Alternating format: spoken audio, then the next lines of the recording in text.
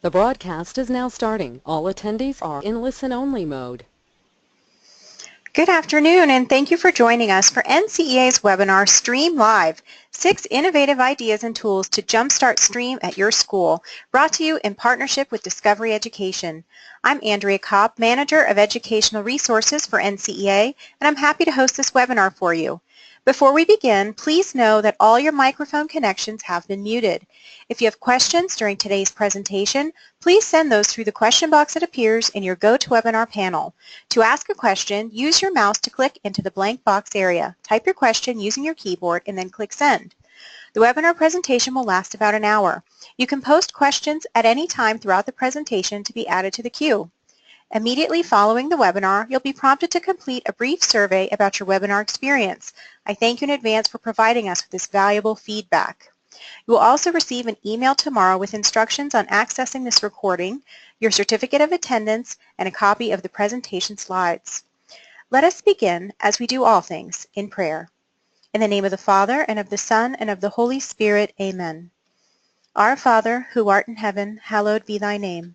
Thy kingdom come, thy will be done, on earth as it is in heaven. Give us this day our daily bread, and forgive us our trespasses, as we forgive those who trespass against us, and lead us not into temptation, but deliver us from evil. Amen. In the name of the Father, and of the Son, and of the Holy Spirit. Amen. Now I am proud to introduce our presenters, Frank Florence, National Director for Partner Support for Discovery Education, and Jonathan Gerlach, National Consultant for STEM Education Initiatives. Thank you both for joining us. Thank you, Andrea. I appreciate that. It's great to be here. I'm Frank Florence, and on behalf of Jonathan Gerlach, thank you very much for allowing us to share our ideas on STREAM for you today that we've collected through a number of years of work in the area. We've got some exciting new initiatives and ideas to help you with today. We're glad you could join us. Discovery Education and Catholic schools have a lot in common. We've been an active corporate NCEA sponsor for a while. We now support more than 2,500 Catholic schools across the country. And Catholic schools really appreciate the instructional rigor that Discovery offers, as well as our transdisciplinary curriculum approach, our learning model, and our partnership approach to Catholic schools as they begin the process of moving into digital content and digital instruction. We're now the #1 digital content provider in the country. With our tech books, our PD, and our STEM offerings, we complete a very broad offering for schools and engagement programs for children. Our tech books are now supporting 3 million students across the country, even though they've only been released now for 6 years, so we're very pleased with the growth and acceleration we've seen in that across the country. Many Catholic schools are now using our tech books as well for NGSS, science, math, and social studies. Next slide, Andrea. One of the reasons Catholic schools see a good partnership in Discovery Education is our ability to help them with digital transformations in a broad array of opportunities and initiatives. From instructional content through PD and engagement programs, Catholic schools sense a very strong fellowship and partnership with Discovery as we help them through the process of doing this. It's not always an easy thing to go through these things, and the Catholic schools really enjoy the patience and support that Discovery offers our customers. Next slide. One of those customers is Sacred Heart School in Roslindale, Mass. We're very proud to be able to profile them today for our audience. Sacred Heart is a great school in part of the Archdiocese of Boston in Massachusetts. National Award winner for STREAM. They've been a textbook partner in NGSS Science for quite a while, and at tested, considered one of the top tier schools in the rankings. National outreach, many schools across the country have tapped Sacred Heart School to understand how they built their STREAM curriculum and how they got that moving. In fact, the Boston Museum of Science just offered a 4-year STREAM partnership to the school, and they're very excited about that. As we look at enrollment challenges that Catholic schools face across the country, it's noteworthy to see that Sacred Heart School has been able to double their enrollment in just 1 year through the fact that they have built such a large STREAM following. That's at the PK level. Next slide, Andrea. What Sacred Heart School has done is taken our STEM work that we provide them through our tech books and our offerings and built their own arts and religion into that framework. They have found that through Discovery's transdisciplinary instructional approach that they can take our work, including real-world experiences, college and career readiness, and other disciplines within STEM, and then build across this for their own approach that best meets their STREAM needs at the school.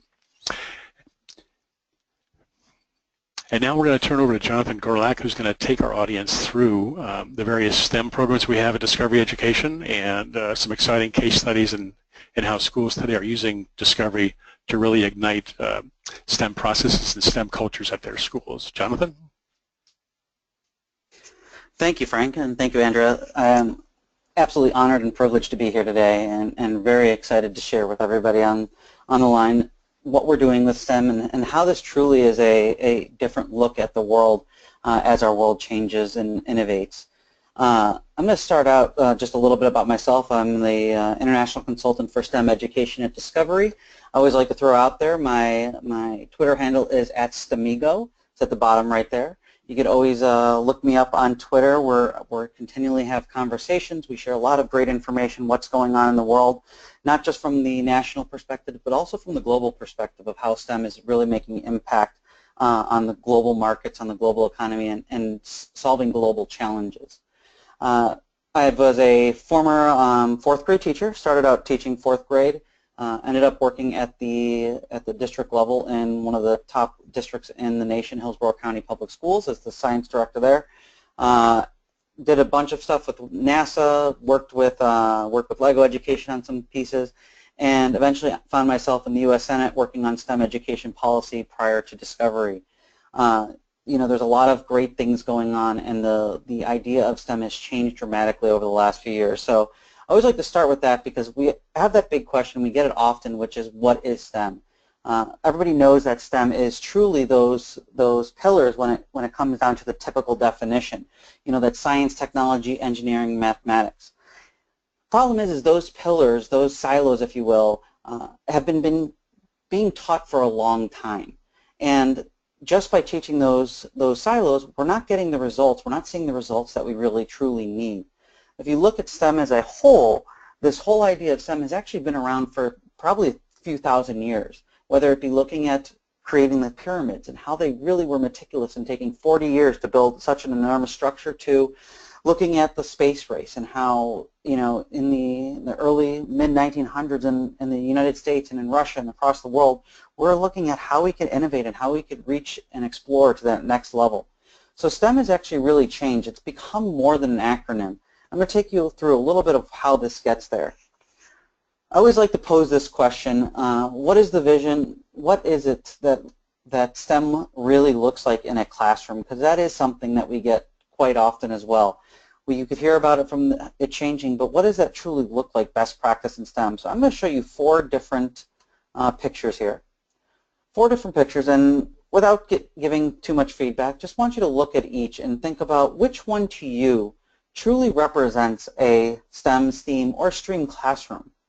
These different classes actually represent 4 different ways that could be utilizing this idea of learning in an innovative approach through what we're talking about, this idea of STEM.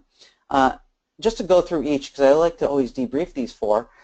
Picture A is a great example. We have students who are attending a nursing hospital looking at how you become this career. How do you tie in that real-world hands-on experience? Many students don't come with the experiences that we hope that they would have. They don't come having the ability to have the experiences. So sometimes we bring the experience to them. Sometimes we're able to bring them to the experience. B, we have actually some students who are seining a riverbed looking for biological life. As you could tell in this picture, the teacher isn't directly doing it for the students. The students are doing the work. They're the ones who are their hands dirty. They're the ones who are collaborating, working together, exploring. If you look in the top right corner, I always like to point it out, you see that hairy arm? That's actually the teacher. The teacher is still there. They're still facilitating. They're still having that conversations. They're asking those, as we call them, hot questions, higher order thinking questions, inquiring, pushing students' thinking throughout the process. Down in the bottom corner, you'll see the letter C. We have a group of students who have just explored the idea of orbits. They've learned about learned through a song by Dr. Lodge McCammon that's in our streaming service about orbits and how orbits can be represented, and they've created their own physical movements to explain their understanding of what orbits truly are. Finally, we have D. D is not a coffee maker. I've had that question before. That is not a Keurig that she's looking at. This is actually a student who's using a 3D printer. And within that classroom, what this group was doing was they were using their 3D printer and their coding software to create something.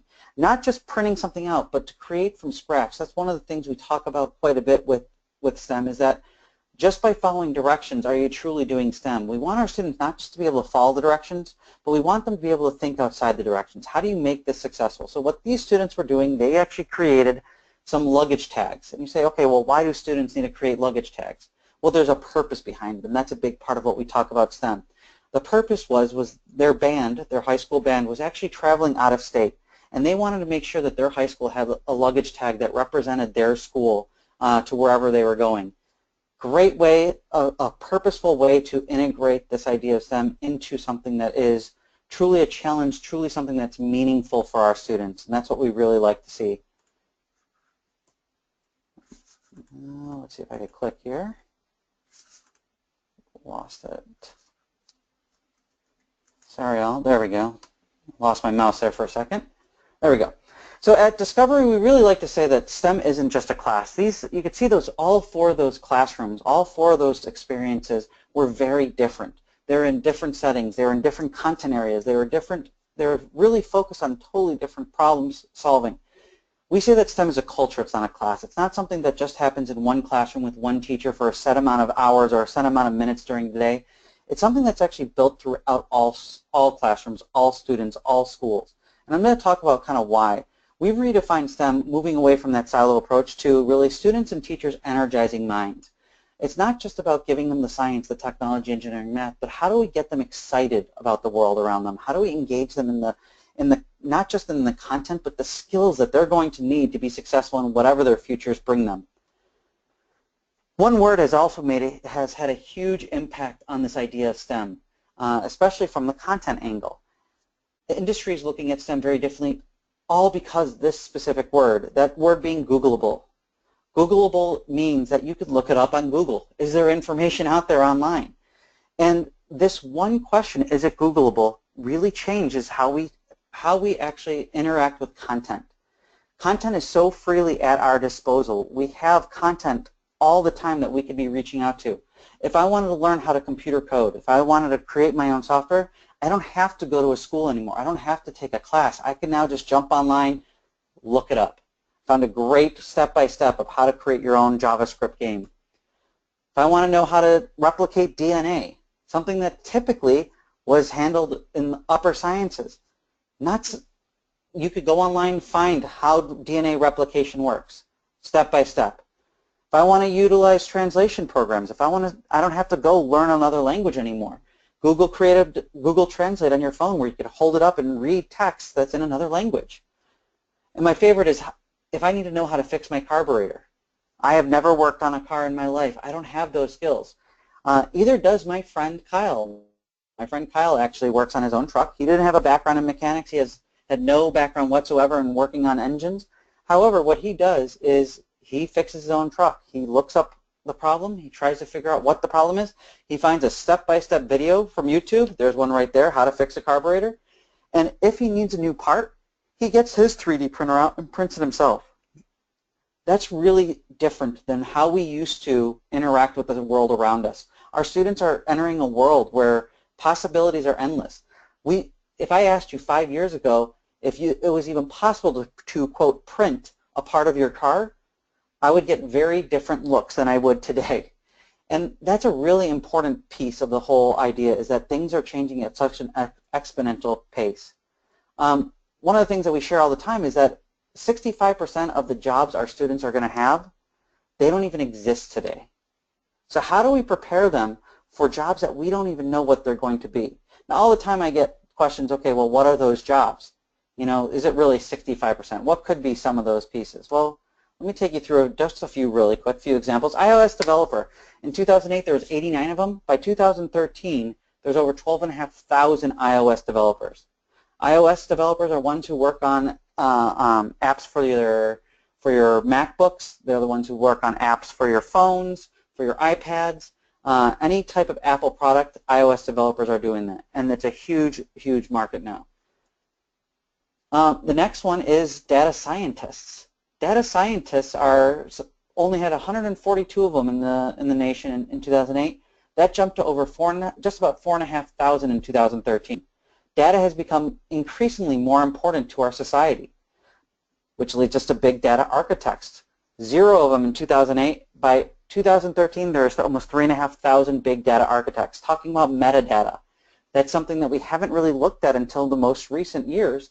How do we take all this data that we have, bring it all together, and figure out what's truly going on instead of looking at just piece by piece? The final one is one of my favorites, and it's one that I think is really quite hilarious, if you will, in the sense of, could you imagine yourself 10 years ago walking up to someone on the street and telling them, hey, what do you do? Well, I'm a cloud service specialist. You would have got some very funny looks 10 years ago if you told someone that you were a cloud service specialist, because they would ask, are you a weather person? Do you work with clouds? What is that truly a career of? Well, nowadays we talk about the cloud all the time. Every single smartphone user has something in the cloud. Now, granted, for me, I have no idea where the cloud actually is. I still think it's this mythical place with unicorns and rainbows and leprechauns. But at the same point, that's where my data is, and someone has to be able to utilize that. It's a very important career, and it's growing exponentially. These are careers that weren't around 5 to 10 years ago. Now, what do we say? Well, it's not just about these careers. We need to think about big picture as well. The U.S. Labor Department said that we estimates that 8.6 million new STEM jobs are needed by 2018. The key word here, and this always baffles me, the key word is new. This does not take into account at all the people who are retiring now in STEM fields. We recently were at a aerospace plant. I won't give you the specific name, but it's a fairly large one. And we were meeting with them, and we were talking about this idea of careers and this problem about STEM jobs and how they're going to fill them. Because this specific plant in Georgia, they had 1/3 of their workers, 1/3 at this one plant were eligible for retirement in the next 5 years. That means to them that they don't need just new workers, they need to also backfill all the old workers, the ones who are retiring. So this 8.6 million new STEM jobs isn't just new jobs. We need to think about it from a larger sense as well. So who's right for STEM? That's a question we also hear all the time. Who should be going into these STEM jobs? Who should be learning about STEM? Well, it used to be that you had to have a master's or a doctorate or be the highest level of education to be going into STEM. However, that's changed dramatically in the last 5 years. 13 of the 15 STEM fields with the most projected openings require only a bachelor's degree. Only a bachelor's degree. Now, those other 2 out of the 15, they actually require sub-bachelor's degrees. The top 15 STEM fields with the most projected openings, top 15, none of them require a master's. That's really incredibly important for us to share with our students, because a lot of students have misconceptions about that if you go into STEM classes or you learn STEM or you want to do STEM, that you have to go into years and years of college and graduate school and doctoral school and all. That's changed dramatically. My favorite stat is actually this, which is by 2018, that 8.6 million jobs that we need to fill, 35% of those require sub-bachelor level training. What does this truly mean? It's not we need to push our kids towards not going to college. That is not what I'm getting at. What I'm getting at is that we need to make sure that all of our students, the ones who are going to go to college, the ones who are going to go to university, the ones who are going to go into community college or trade schools, all of our students need the opportunity to be educated with these STEM skills, with this idea of STEM, because these are the fields that are available for all of our students when they get out. The American Institute of Research and the Department of Ed actually did some research on what STEM's going to look like in the future, because we used to talk about 2018 being so far away, but it's 2017 now, so we're a little closer than we thought. So they looked at it and they said, what does 2026 look like when it comes to our STEM workforce? And they highlighted really 6 main areas, 4 that I really wanted to point out. One is an engaged and networked community of practice. This is key. This community of practice of connecting our educators, our leaders, our industry leaders with our educational leaders and with our classrooms is such a key part of our success. For our students to understand what's possible, we say that you have to be what you can't be what you can't see. We have to give them the opportunity to see what's possible and hear directly from experts in these fields of what is the possibilities in the future. Also, bringing our teachers together, days like this, sessions like this, where we're able to share across the nation, across the international waters of What truly works in the classroom? How do we make this happen? The other pieces that I wanted to highlight on this is also the idea of grand challenges. Interdisciplinary work solving these grand challenges. This is really important. I pose to educators all the time. I've talked to hundreds of thousands of educators, and I've yet to have an answer to this question, which is, other than education, what industry, what career path does this? It is 10:10 a.m. We are done with math for today, and we are now going to move into social studies. That's not how the real world works. So we need to start helping students see how they connect content to the real world, not just our real world, but their real world, and show them that things are interconnected in the real world. We don't segment our day based on when I'm going to do math, when I'm going to do my reading. It's an interdisciplinary, interconnected day that we live in the real world outside of the classroom. What we've really kind of based our STEM program on at Discovery is something that's really critical to industry leaders, to educators, which is the 4 C's of 21st century learning. We had a group come together and say, what are those critical skills, what used to be called soft skills, that our students need to have to be successful in their future? And what they came up with was these 4 C's, which is critical thinking, communication, collaboration, and creativity. These 4 skills, they're not the only skills, but they're the ones that really stand out in every single industry and every single pathway for our students' future, that they need these skills to be successful and to make the change that we're hoping that they can. Even looking at the future, we're not the only ones saying this. The World Economic Forum came together and they looked at what are those skills that are going to be critical in 2020. Complex problem solving, critical thinking, creativity, all those different things that we're talking about showing up right here as being imperative for our future generations to have. It's not just about do they understand biology, it's can they use biology? Can they solve problems using their understanding of engineering? Can they do, it's what they could do with that application piece now, not just having the knowledge.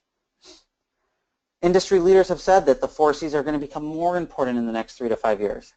And they've even said that they want to see the 4 C's be combined with the 3 R's, being reading, writing, arithmetic. What that's truly saying is that they want teachers to be able to showcase that the 4 C's, that these skills don't just happen in science class or just don't happen in engineering or in technology or in math, that this happens in ELA, this happens in social studies, it happens in religion, it happens in arts, it happens in PE. It doesn't, these skills are utilized everywhere.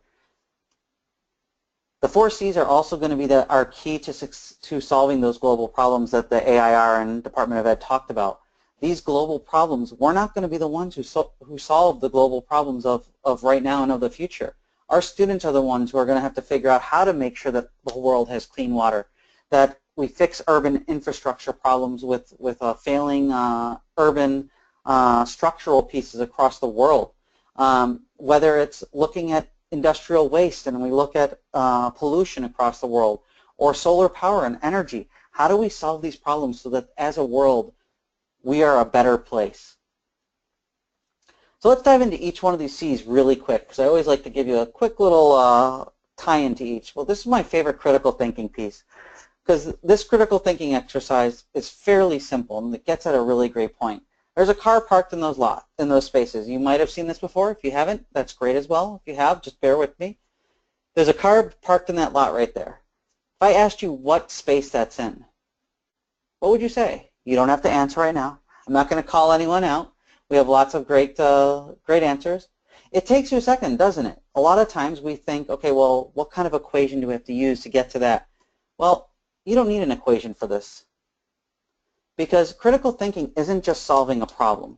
Critical thinking is truly about looking at problems from different angles, from different perspectives. Sometimes we need to change our perspective, and when we change our perspective, look what happens. What space is this car in now? 87. It's extremely clear looking from a different point of view. That's what we need to start getting our students to do, is stop looking at things just from one point of view, but to inspect problems from every point of view possible. That's truly what critical thinking is about. Another great example, here we go. Here's a school bus. Which way is the school bus going, traveling? Is it going to the left or is it going to the right? Give you a second to think about that. A kindergartner could answer this question within 1 to 2 seconds because this is their real world and this is their experiences. We need to also bring together people from multiple experiences. There's research out there that the Atlantic has actually showcased a few different times that says the more diverse a group who comes together to solve a problem is, the more robust the solution they come up with is. Think about it from the fact of if we have multiple people with different backgrounds and different ways of thinking together, they're going to come up with a lot of different answers to solve a problem. If we all come together and we have the exact same way of thinking, exact same backgrounds, come with the exact same basic knowledge, we're going to pretty much come with the same solution. So we need to not just bring together this people and look from a different perspective, but we also have to bring together with people from different experiences as well. Just so you know, the bus is definitely traveling to the left. The easy way a kindergarten recognizes this is that where is the door to the bus? It's always in the front, and when it's on the front, it has to be on the other side, which means it's traveling to the left. Very simple way. We're talking about what is your experience, what's your real world versus their real world. Communication has changed dramatically as well. How we communicate is exponentially changing. There was just some research I read recently that said 75% of adults cannot remember the last time they didn't have their smartphone next to them. Think about it for a minute. We are constantly in contact with our communication devices. There's over 370,000 minutes of Skype voice calls every 60 seconds, over just about 100,000 tweets in 60 seconds.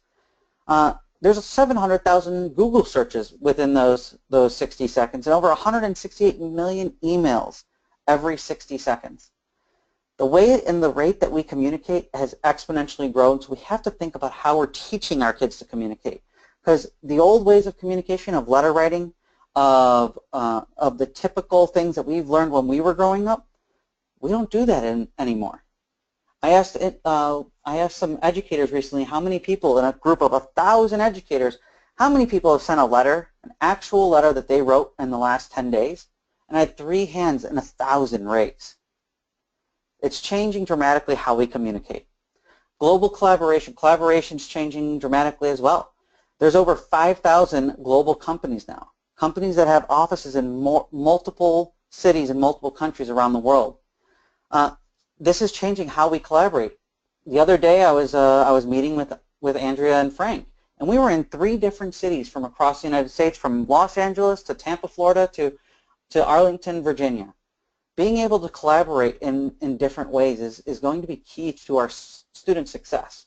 Because looking at those global companies, when you look at them, here are 9 of them, just 9. And out of these 9 companies, look at all the companies that fall under these 9 companies. And I bring that up because a lot of our students are going to end up in businesses that either directly work with these companies or they work for these companies themselves.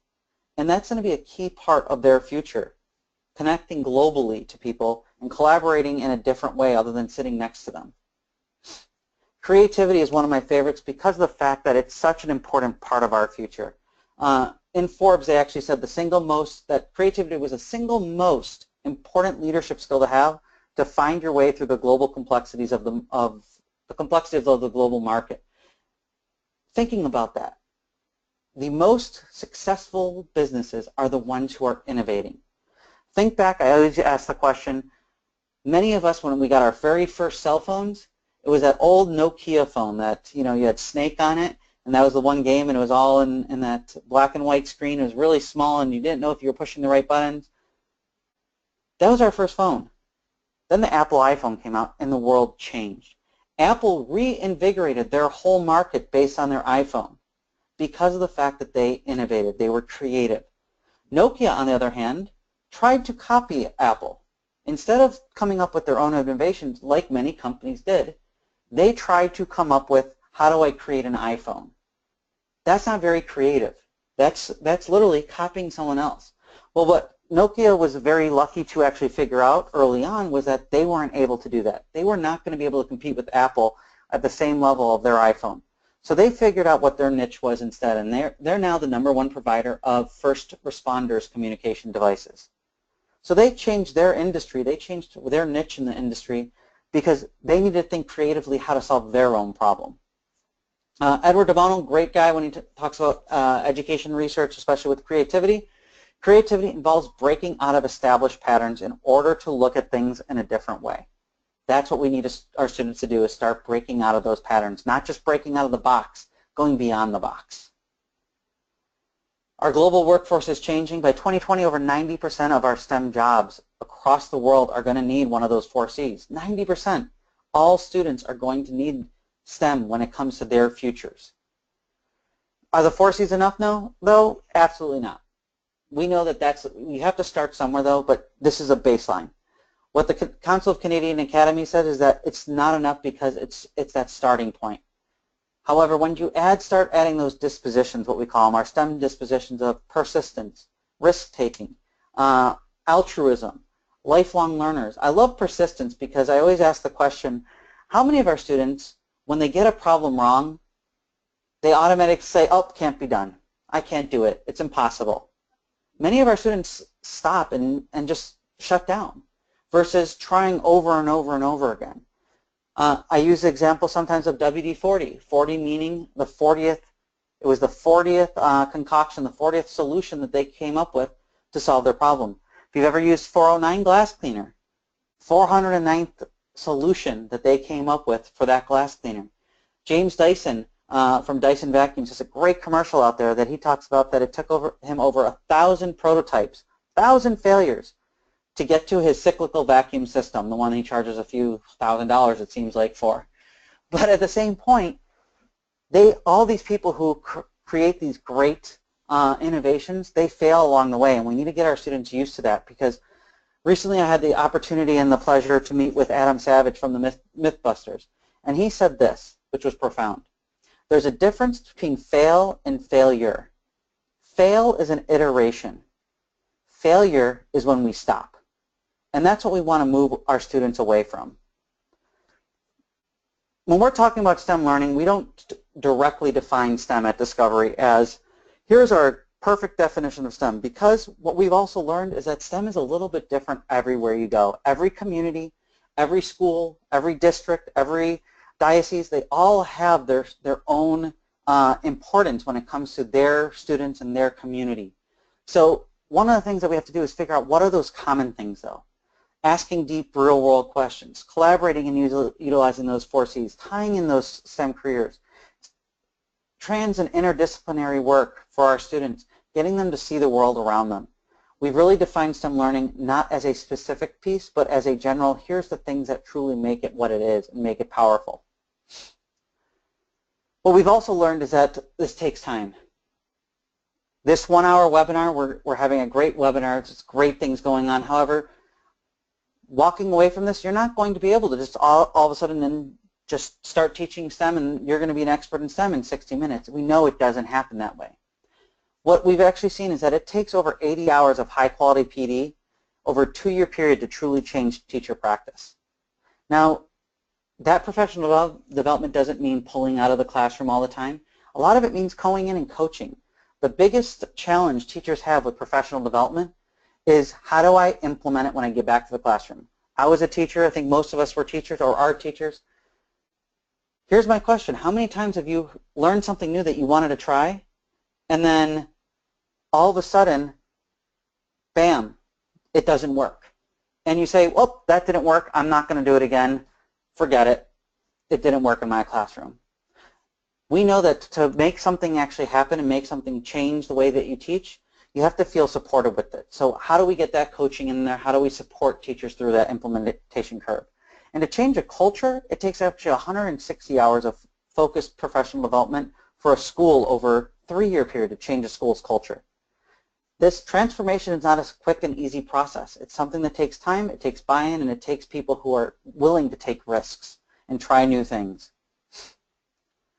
We've talked quite a bit about learning labs as well, and the fact that learning lab classrooms are a big part of what we believe is critical for STEM at Discovery.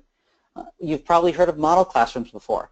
Model classrooms, though, in our eyes, are problematic in the sense that a model classroom says that everything that I do in that classroom is 100% perfect, that it's a model, that everything should be perfect. However, we all know that there are very few days where we teach a perfect lesson or even a perfect day, yet a perfect year of teaching, it just doesn't happen, and that's okay. What we actually promote is this idea of learning labs, having the opportunity to have people come in your room, collaborate with you. You're trying something new, they're giving you feedback. You're showing them something new while they're giving you feedback. Having that growth mindset of learning together as you're starting to explore new innovative practices. When we look at STEM, we looked at what are those essential elements to a STEM unit. I say STEM unit because it's not just about a single lesson. STEM happens in multiple lessons over time, and it doesn't show up always the same exact way. One of the things that we talk about is that STEM has to start with standards. STEM is really incredibly important to tying back to your curriculum. We shouldn't have to tell you to change what you're teaching. What we're looking at is how do you change the way you're teaching what you're teaching? Because that's truly what it's about. The 4 C's, getting those students with those skills, career, or what we say is career and college ready, not just college and career ready, giving all students the opportunity to have the skills they need to be successful in their futures. Those real world connections, those STEM career connections, giving students the opportunity to see what they can be. And that inner and transdisciplinary inquiry. How do we make that real world purpose come alive in our education? We've developed something called STEM formation, a way of really systematically and intentionally supporting schools as they go through a transformational change around STEM, STREAM, STEAM, any of these things. And what it does is it looks at getting teams of teachers and getting those first leaders, if you will, involved in really building these learning labs and building out these ideas of how do we help not just change a school within their instruction, but change a community. This was based on some learning from the University of Chicago Outlier Research Center, where they looked at what does it take to really create a successful STEM school. It's a great study, S3 study. You can look it up online, fantastic study, and they came up with these 8 elements.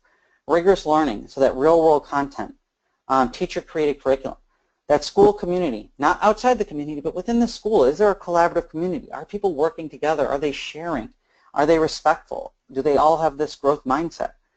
Career, technology, and life skills, giving our students the skills they need to be successful whatever pathway they move forward in the future. Personalized learning, getting teachers to customize their learning so that all students have the opportunity to understand and learn at their own click, at their own pace. Connection to external community, that service learning, that community presence. I tell teachers all the time, don't ask partners in your community what they could do for you. Start asking community partners, what can my students do for you as a community partner? Because what you're going to find is they're going to be more interested in being a part of your classroom and being a part of your school. When you flip that table, a lot of community partners, when you come in, they're thinking, oh, they're going to come asking for something. Instead, why don't you come in and offer your student services? What problems do you have? Can we come up with solutions to a challenge that you're coming across? What can we do to help you? It changes the dynamic of the community quite quickly. That staff foundations, you heard us talk about PD. These successful STEM schools showed that they had lots of PD and that was of big value to them.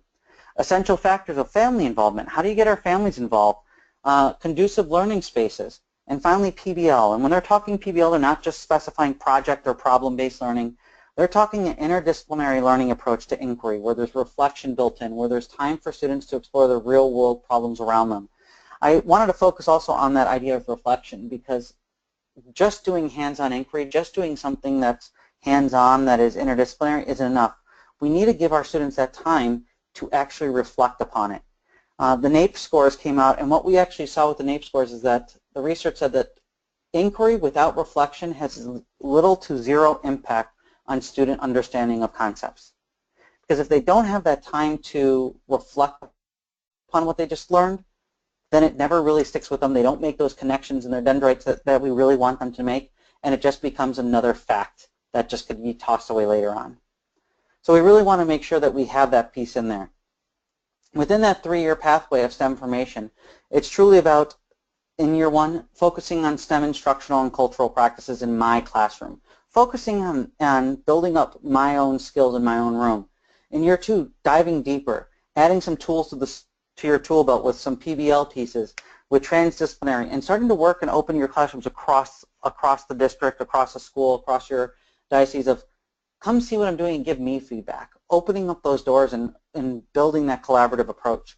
And then finally, that sustainability piece in year 3. You know, the idea is about changing a culture isn't about being there forever. It's to build this as a sustainable practice so that it becomes what you're doing, not just one more thing. There's a few different districts that I just wanted to showcase real quick. Hickman Mills in Kansas City, Missouri is going through this currently. They're in year 2 right now, and what they've seen is that not only from the student and the community aspect, but also from the teacher perspective, it's changed the way that the schools are looked at. I will never forget, I was in Kansas City, Missouri, meeting with Hickman Mills teachers, and there was a teacher who had been teaching there for 40 years, and she was about to retire. That was her last year, and she actually pulled her paperwork to not retire because she said, because they are going through this process, it's the first time that she feels like someone is invested in her to make the kids better. So it's really about taking that big impact of how do we make this as a transformative culture together.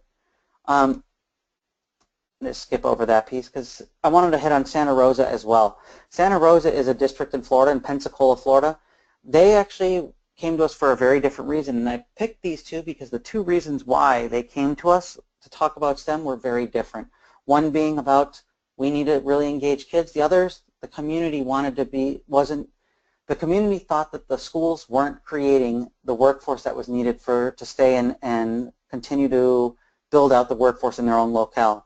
So it's really important of how we actually build this into what they're looking at doing. So they're really looking at a full district approach of transformation. How do we change our whole schools, all of them, into providing the pipeline for our local community?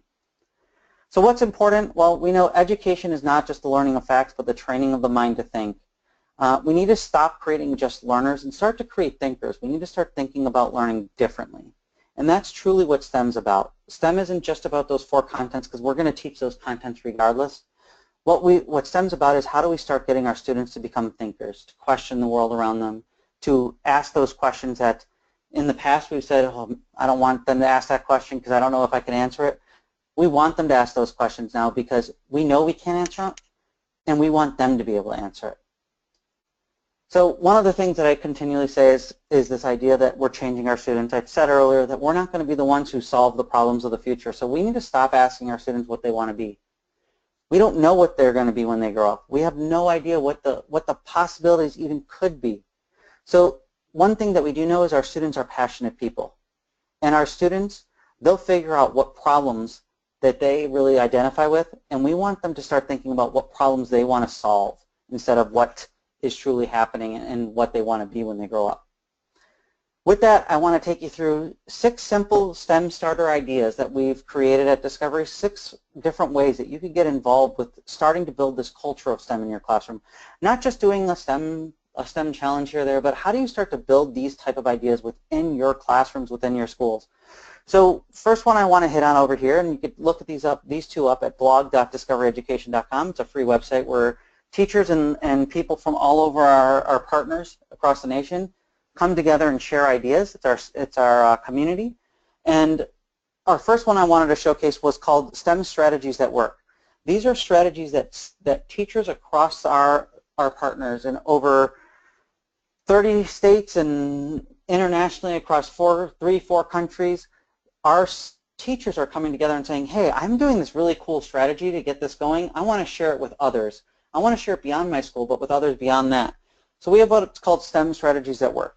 These are strategies that you could implement in your classroom, in your school, to build this culture in very quick, easy steps. Whether it's starting to do fishbowl discussions or character algorithms, or one of my favorites is the STEM Hero of the Month. And you say, okay, well, we've heard of STEM Hero of the Month. Like you invite people from the community.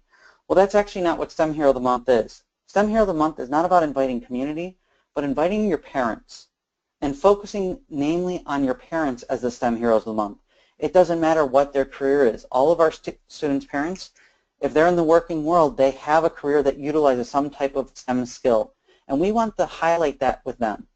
What it does is it not only provides an opportunity for students to see different career paths that are possible to them, it also provides your parents the opportunity to get a better understanding of what STEM is and how they could be sharing and talking about it at home with their own students. So thinking about the world in just a little bit different way. We also have what's called, number 2 there, our STEM career challenges. Our STEM career challenges really look at a different career every month. We have about 10 of them now. They look at a different career every month, and they tie a specific challenge activity to that career. A lot of the times when you see a STEM challenge out there, you'll see we're building a marshmallow tower. Awesome, great engineering activity. However, what does that truly mean for our students in their future? How do we link that experience to something that's going to be critical to them in their futures and in the careers that are possible for them? So we're starting to highlight careers like this one was a criminal detective, and getting them to do a challenge tied to these careers that we know that are going to be important to them, specifically focusing on careers that typically our students don't think of them as STEM careers. Another one that we talk about is our STEM camp. STEM camp is actually a 3-week inquiry-based camp. It's tied to the grand challenges for engineering by the NAE, and what it does is it looks at in 5 10-hour days, 3 different of the global challenges in engineering. One being water, one being urban infrastructure, and the third being energy. And these are free content, free ways to engage your students in a STEM camp environment over the summer. However, what we've also done is we've taken that content and we've broken it down into after school times. So you can run STEM camp after school with your students, getting them focused on how do I solve problems in the water, within water? How do I solve urban infrastructure problems? Giving them purposes for what they're doing. After STEM camp, we also have our featured programs and our virtual field trips. Almost all of our virtual field trips in our featured programs are available to anyone, even outside of Discovery. We have everything from a partnership with Generation Beyond with Lockheed Martin, looking at our students who are going to be going to Mars someday. Our 3M Young Scientist Challenge, where we have students from across the nation submitting ideas on how they could change the world, and then a group of, I want to say 10 to 12 of them, being selected to spend time with engineers and scientists at 3M to make their their solution come alive. We have a virtual field trip in the bottom left to EA Sports headquarters in Orlando, Florida, where we did what happens with Madden football. How do you create a video game? What's in the video game? Looking at all of the different STEM that happens, not just on the field with football, but also in the virtual experience as well. And then we have a really great one. This is one of our newer ones called Ag Explorer. You think about agriculture, if you're from an urban center, you might not have a lot of kids who think about agriculture as being a career path. However, Ag Explorer, this is through the National FFA partnership with Discovery. What we've done is we've actually created over 300 plus career paths within agriculture that many students would never have thought about. For instance, designing tractors, designing cars that could actually that could be utilized in field in different environments. Getting your students to understand what's available to them and how they could utilize their skills in any career path. Our last two are that are all about community. How do we continue these conversations? How do we continue this community? Well, the first one right here, number 5, STEM for all students. This is our hashtag DE STEM chat that we run. You just missed out on last night. Last night we did our January one. It's the last Wednesday of every single month. We bring together a guest host, and what we do is we have conversation about STEM. And we focus it every month on a different thing that's going on. For instance, this one, Dr. Ryan Jackson, he's the executive lead principal of the Mount Pleasant Art Innovation Zone. It's the very first STEAM pre-K-12 campus in America, and he's overseeing the whole thing to make sure from pre-K to 12 that this consistent message of STEAM is happening across their educational careers. Talking about leadership with them. How do you build these leaders within your schools? How do you build leadership within your community? Getting that connection going. The other one, number 6 here, is our Seminar Live. Every month at the beginning of the second week of every month, we have our Seminar Live. You could always see these on the blog. They're announced there quite often. Our Seminar Live does focus specifically on some content that we've put together, a very short snippet on content that we've put together that's free, that's out there, that ties into a theme of the month, but then we turn it over to teachers. Those STEM strategies that work, that's what we really want our students to be, what we really want to be focusing on. Our teachers sharing those strategies, sharing ways that they're implementing STEM within their schools, within their classrooms. So it's not just hearing from discovery what works, but hearing from people who are actually doing it in the field and getting ideas directly from them. A great way to really be part of a larger STEM community. With that, I think we're just about coming close to time, which means that I think it's probably, Andrea, time for some questions if there's any questions in the chat box. I know I was going to stop about halfway through, but unfortunately I got going, and as Frank could probably tell you all, and all my colleagues probably could tell you, once I get going, I'm very passionate and get very excited at times. So, Andrea, any questions that came up?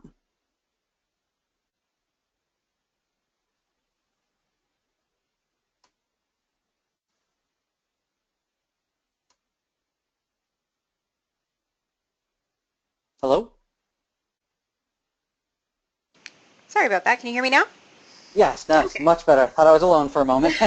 No, you're here. We had a question come in about how to incorporate STEM into a world languages classroom. Oh, fantastic question. So I've actually worked with some teachers in Oak Ridge, Tennessee, who were one of our very first STEM partners, and two of their STEM innovators were world language teachers, one being a French and one being a Spanish teacher at the high school level. And they were very surprised at the ease that it comes into when it comes to building it in, because it's not about shoving science or technology or engineering or math within your content. It's thinking about how do we make those connections. One way that they did very quickly, it was a quick win early on of getting them comfortable with it, was this idea of they were already creating brochures of different places in their countries and their foreign languages that spoke that foreign language.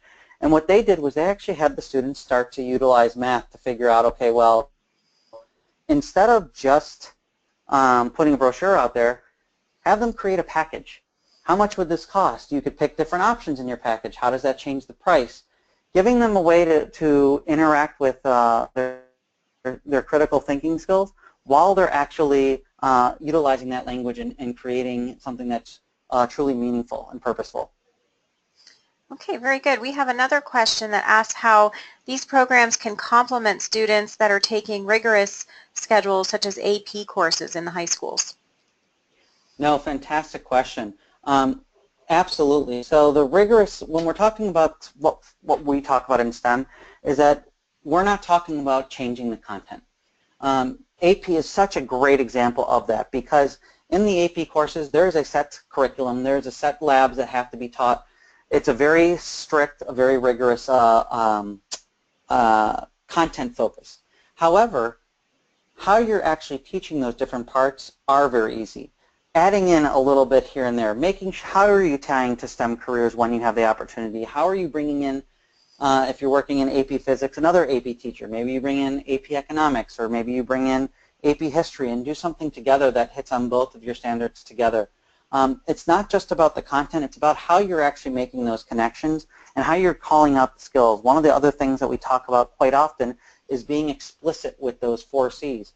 The 4 C's is a critical part of our student future, and a lot of times we say, oh yeah, we collaborate all the time in my classroom. But do students really know that? Do they understand that? Are we explicitly calling it out so that they see that connection to what they're doing is collaboration and how they're doing it, and getting them to think about what they're truly doing to be successful in collaboration. So there's a lot of different ways within all different classrooms that you could tie this in. Well, that transitions very well into a couple of different people asked this question in various forms. Moving from a STEM model to the STREAM model, incorporating arts and religion. Do you have any advice on that, or have seen that done really well that you could speak to? Absolutely, absolutely. So part of the reason why we don't define STEM as science, technology, engineering, and math is when you're looking at it from a transdisciplinary approach, all those different pieces, whatever a student learns in their classroom or within a school, is tied into what you're doing, because it's about that culture, it's how you're teaching those things. We have lots of partners from Santa Rosa, Florida, the one that I talked about earlier on. They're actually using a STEAM model, to Murray County, which is using a STEAM model tied with some PBL. Every single partner that we work with looks at it from a very different lens, if you will, and every community has a different lens. And this idea of how do you make it tie in? Well, I'll give you a very quick example of one of the lessons that I do to showcase especially the A within it, which is if you're teaching sustainability as a general idea, as a big idea, it's not that you're teaching those standards. You're tying things as this global idea of sustainability. Your art class has to teach, though. They have to be teaching about perspective and how art affects how people think about the world and how it can make an impact. Well, you could actually have students look at sustainable art, looking at what does that mean? What does that truly, how does that impact things? Why did the artist use what they did? How did they get their message across? So you have art going on in there with sustainability, but however, in another class down the hall, an ELA class, in reading, you have another teacher who's also tying to sustainability. They don't have to tie to the same lessons. What they're doing in there, though, is they're looking at advertisements that talk about sustainable efforts. And they're being skeptical and asking students to be skeptics and judge whether or not, do some research, find out, does this ad truly say what they're, or do they actually do what they're saying in the ad? Whether it's being a sustainable, whether it's how much the recycling they're doing, whatever that is. What we're doing, though, in each one of those classes is we're making ties to this bigger picture. We're bringing out those careers. We're tying in those same skills of the 4 C's, being creative, getting our students to reflect, all those different pieces tied in. Great. We have a couple of different questions about how to get started. What's the best grade level to start a STREAM program, and also what is the first equipment that you should think about buying? So 2 great questions. I'll answer the first one a little bit jaded in the sense of I come from the elementary mindset, but I actually do believe there's research by Dr. Robert Tye out there out of University of Virginia who says that students make a conscious decision by the time they've reached 4th grade whether or not they'll be good at math and science. That's not whether they actually are good at math and science, but whether they will be. It's their own perception. So personally, and what a lot of research has said is that the earlier we could start students in working in this mindset, we have districts who are working at the pre-K level as a starting point, because they know that the earlier we could touch students and we could get our students to connect to this idea, the better results we're going to have as they go down that pathway and we continue to build with them. The other thing is that at the elementary level, students haven't made up their mind about a lot of things. It's a great place to start. Teachers also are very open to trying new things. They have a little bit more flexible schedules versus having very strict, I have an hour with them until the next class comes. We actually do work with all levels, from high school from a charter high school in Mooresville, North Carolina, to pre-K in Palm Beach County, Florida. All different levels are working on STEM, STEAM, and STREAM. From the equipment aspect, so that's a kind of a hard question, because one of the things that I do say is that to truly get started with STEM and STEAM and STREAM in your classroom, you don't need any equipment.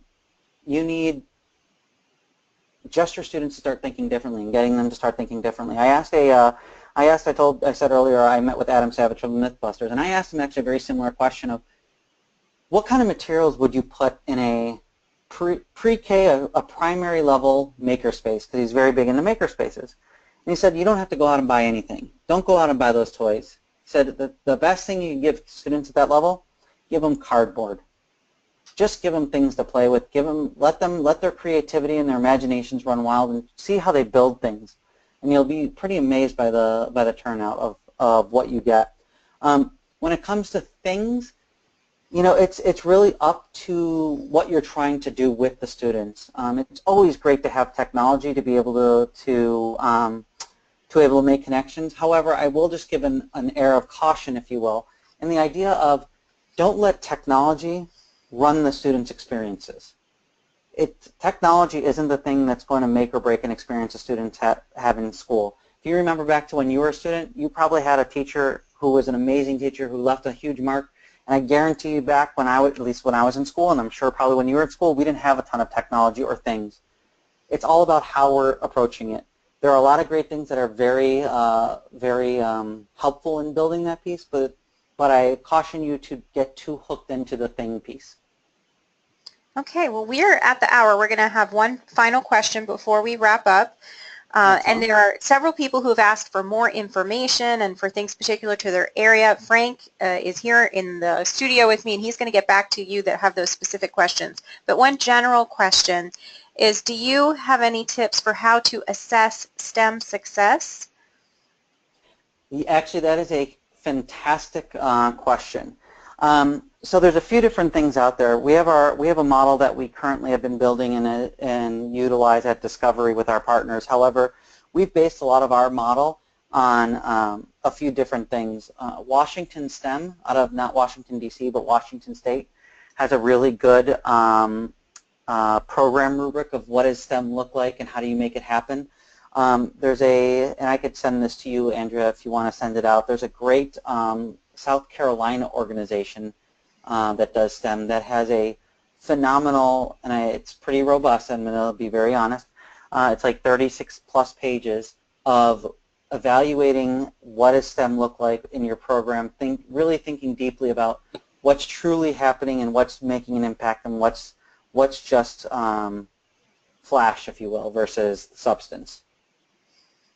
Excellent. Well, there's lots of questions that came in, and for those of you who didn't get your question answered, we will be following up with you via email.